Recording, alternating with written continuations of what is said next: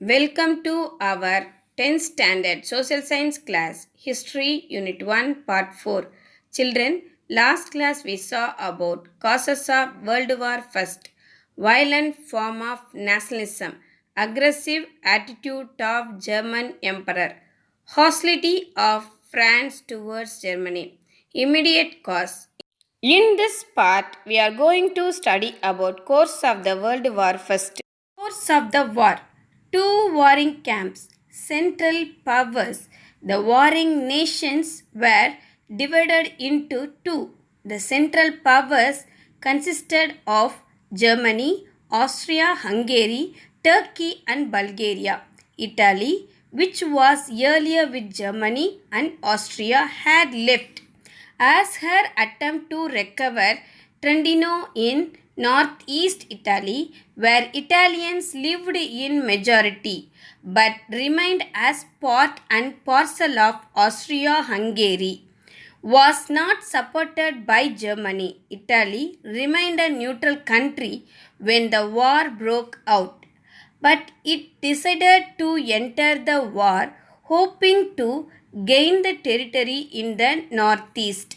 Britain, France, and Italy signed the secret Treaty of London in April 1915, by which Italy agreed to enter the war against the Central Powers in return for this territory after the war. நாடுகள் இரண்டு அணிகளாக பிரிந்தன. அதாவது central power, அதாவது மைய நாடுகள்.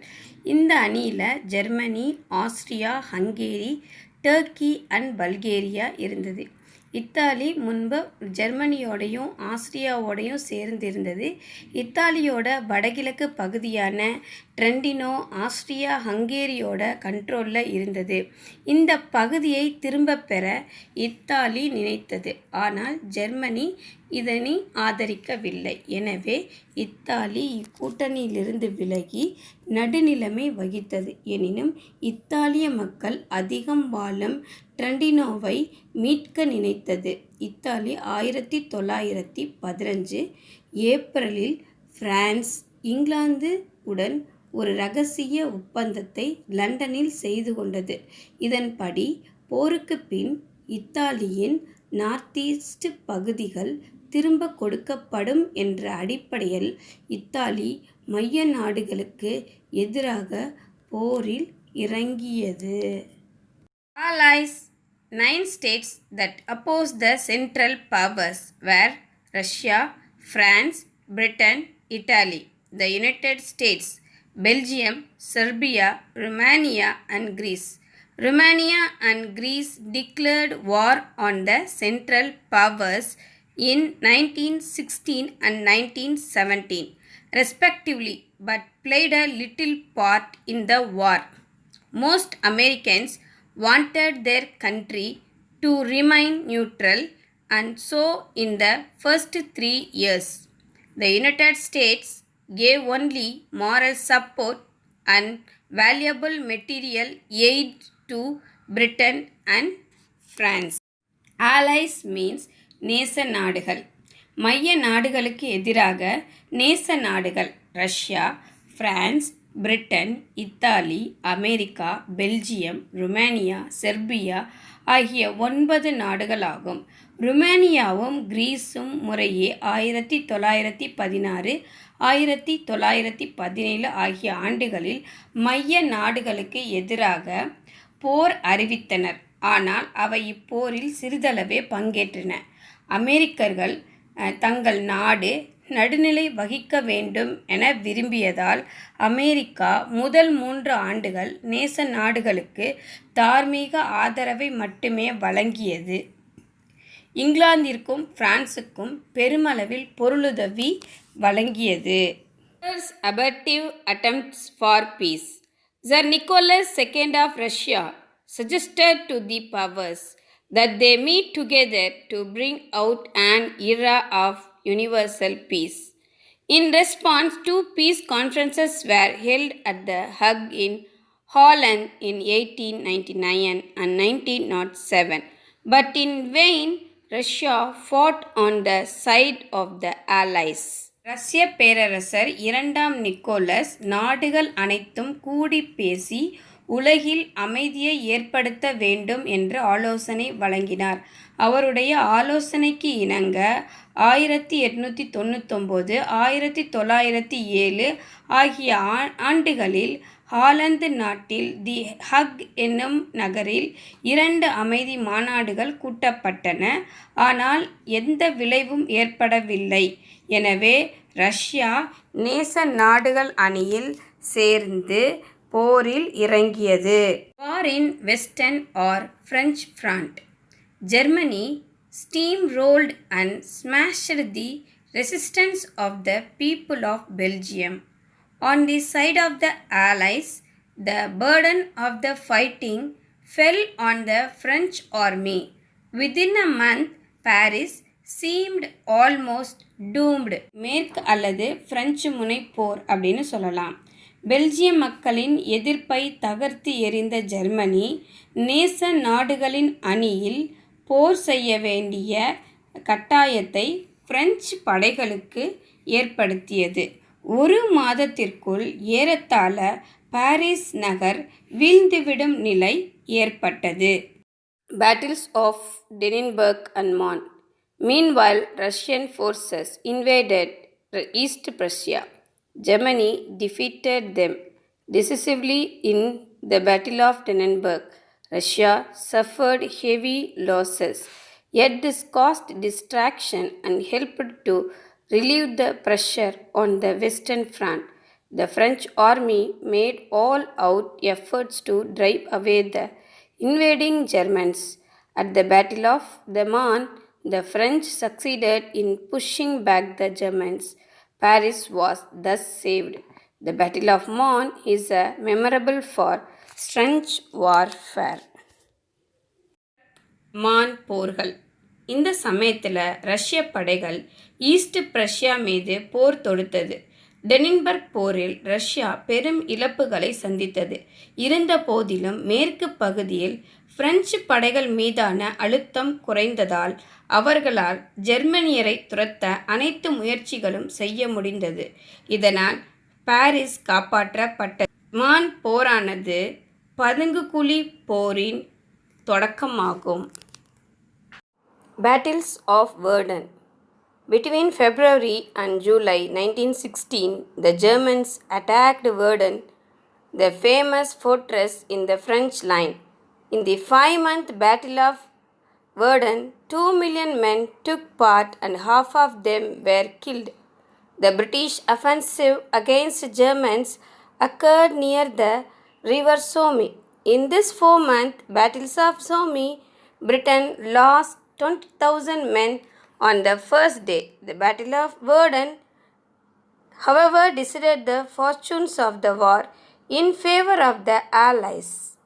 Verdun போர் 1914 பிப்ரவரிக்கும் ஜூலைக்கும் இடையே Germany பிரான்சின் முக்கிய கோட்டையான வெர்டனை தாக்கியது.